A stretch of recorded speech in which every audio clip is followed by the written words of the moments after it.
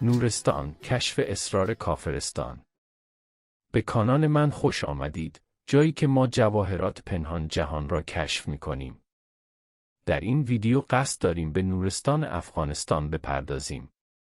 نورستان یک ولایت دورافتاده در افغانستان است که از شرق با پاکستان همسایه است. این شهر به دلیل فرهنگ و سنت منحصر به فرد خود که با سایر مناطق افغانستان متفاوت است، مشهور است.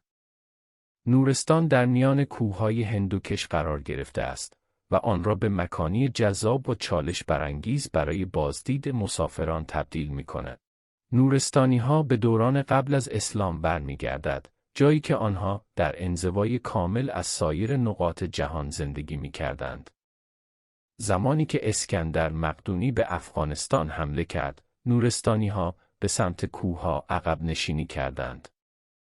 نورستان در بیشتر تاریخ خود تحت کنترل هیچ امپراتوری یا پادشاهی نبود.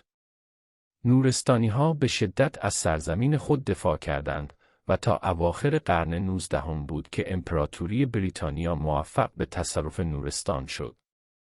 بعداً به یک ولایت تحت حکومت افغانستان تبدیل شد.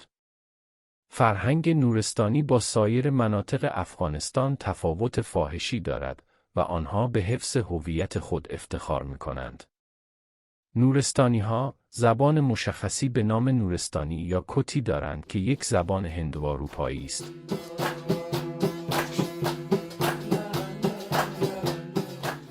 نورستانی‌ها مراسم مختلف و منحصر به فردی مانند کلاش یا چاموس دارند که در آن زندگی جدید را جشن می‌گیرند و برای مرگ سوگواری می‌کنند.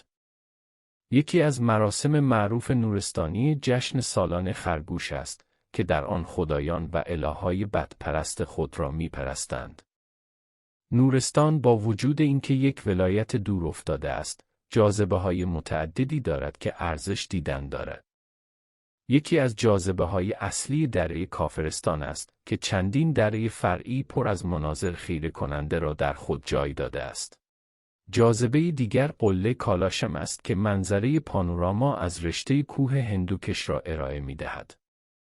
برای علاقه‌مندان به ماجراجویی، نورستان مسیرهای پیاده‌روی متعددی را ارائه می‌دهد که معروف‌ترین آنها چیانتارک است.